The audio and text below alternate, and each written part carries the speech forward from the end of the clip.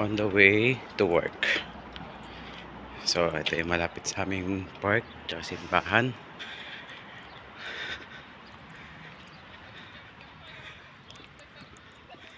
See, kaganda, di ba?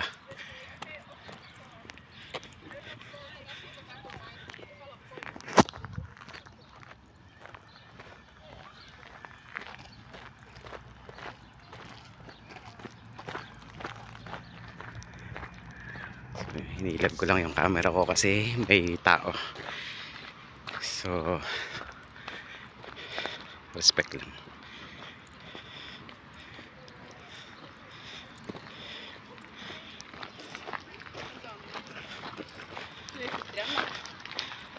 So dito tayo.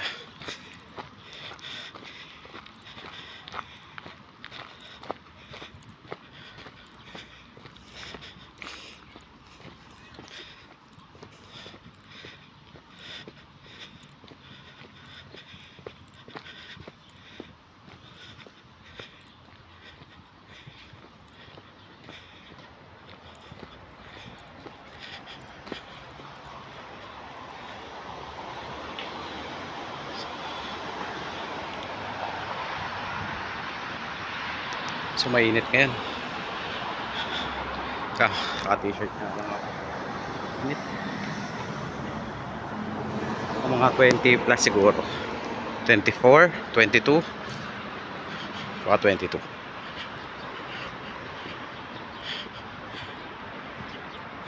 So ayan mga Lego Plus playground. Doon yung mga butik. At dito tayo. So ayan ang bus stop namin, Shelvina.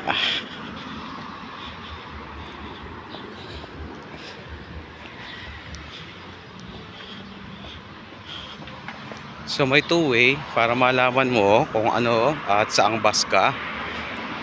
Yung one way ay yung manual. So may mga ganyan TV. So Stavanger. Yung bus. So ito yung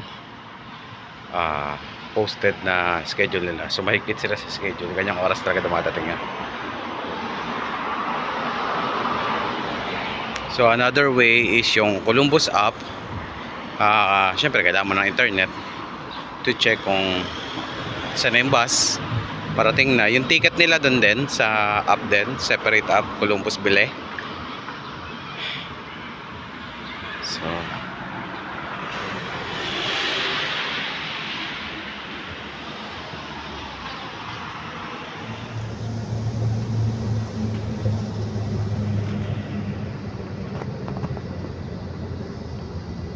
So this is their bus.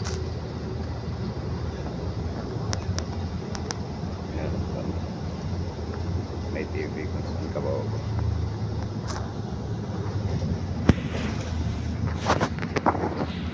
Bus tayo.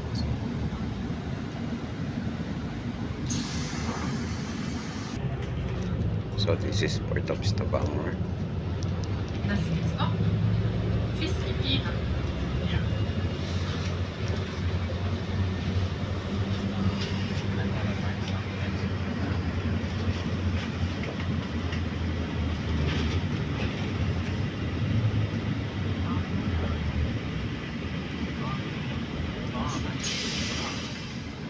So this is their airport here. That's also.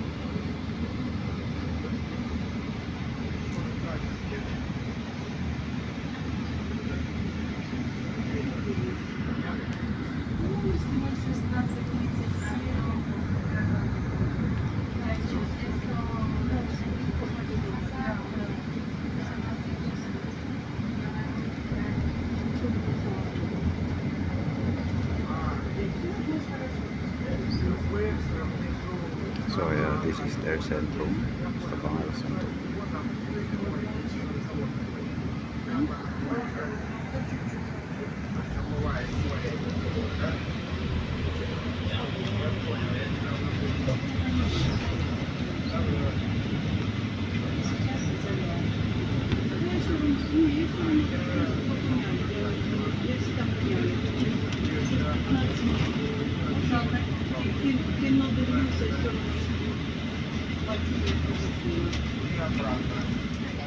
So, kung nag-walk tayo, dyan tayo lalabas.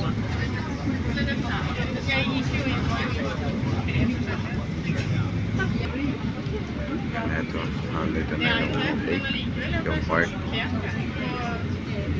So, dito rin, shortcut din dito ang papunta sa amin. Kaya lang, taas baba.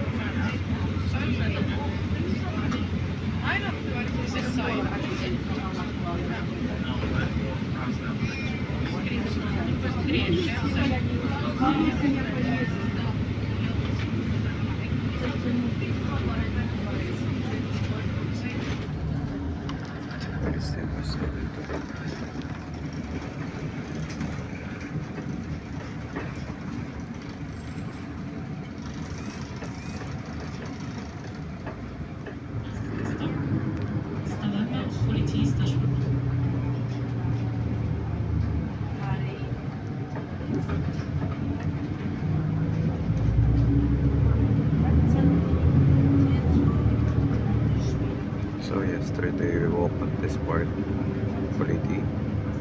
So dyan tayo nagsimula maglakad yan. So yan, makita nyo nila ng flowers.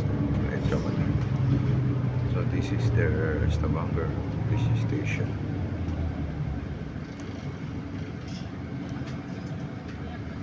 Parang walang tao dyan.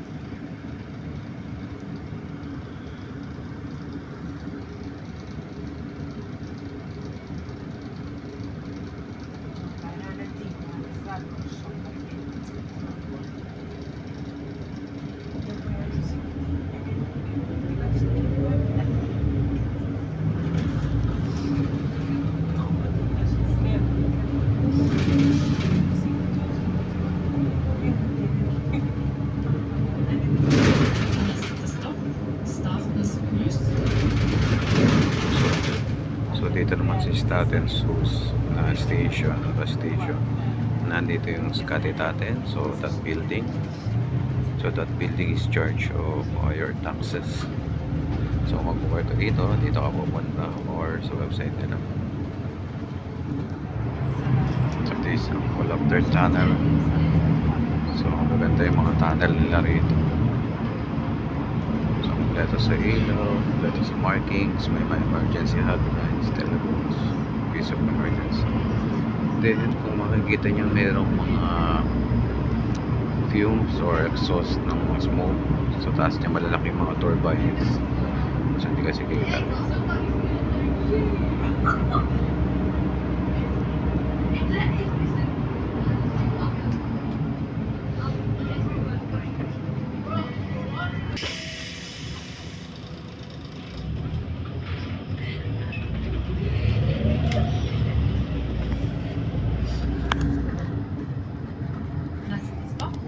Sinakyan nating bus ngayon is X31.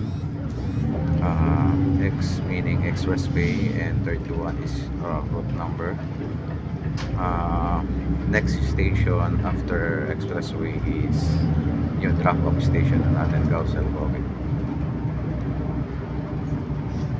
So pagka bawa ka sa station, you have to press this one. Yeah, so press lang yan.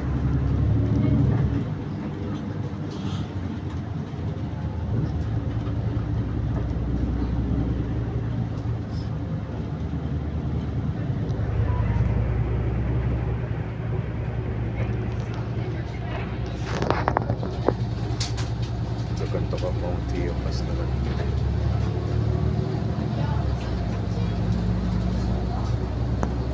So yan, kinataan sa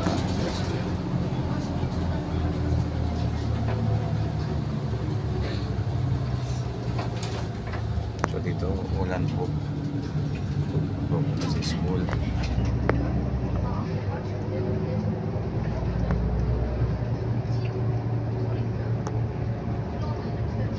This one naman is papuntang Bergen. Ayan, Bergen. Ito, Christiansen. So, pa south. Doon pa north. Dito pa south. So, this is their expressway.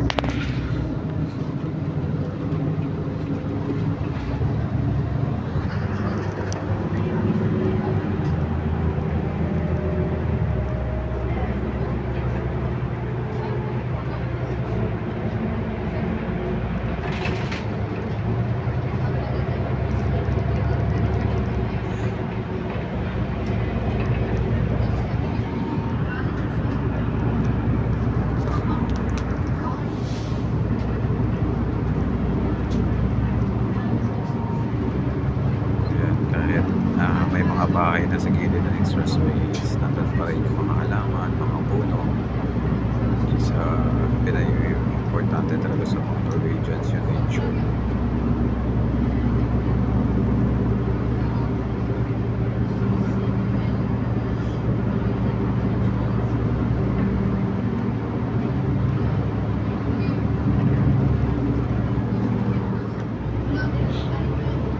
Mostly pala sa mga roads nila, expressway ay tumatago sa mga bundok. Hindi nila sinisira yung bundok or pinapatag or dinedevelop yung bundok. So ayan yung kata nyo, may mga bahayan pa pero may mga halaman pa rin. So ito panibagong tunnel na naman tatapos tayo, Oaklands Tunnel to. Ayan, so see, dumaan tayo sa ilalim ng bundok na may mga bahayan sa ibabaw. Pero this is a short tunnel doon eh.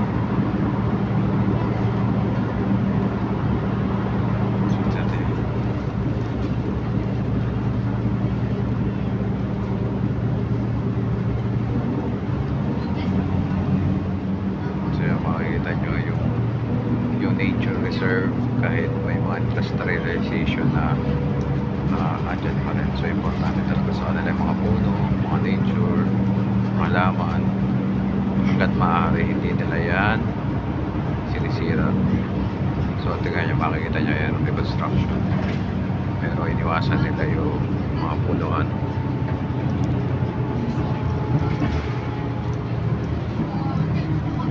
It's painted out. The weather is nice today. So yan, tignan na ulit tayo kasi pag sumobra tayo, Christiansand na, so north na, so papuntang Oslo. So dito tayo sa pabalik tayo ang konti.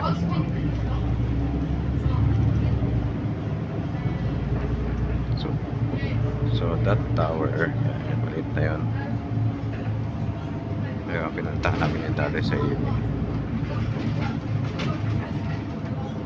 So malapit na tayo.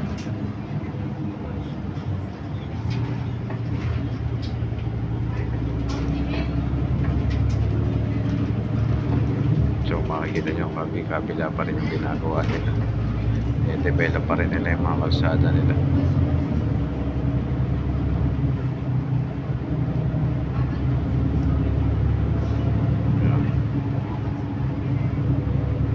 Pero hindi nagka-traffic.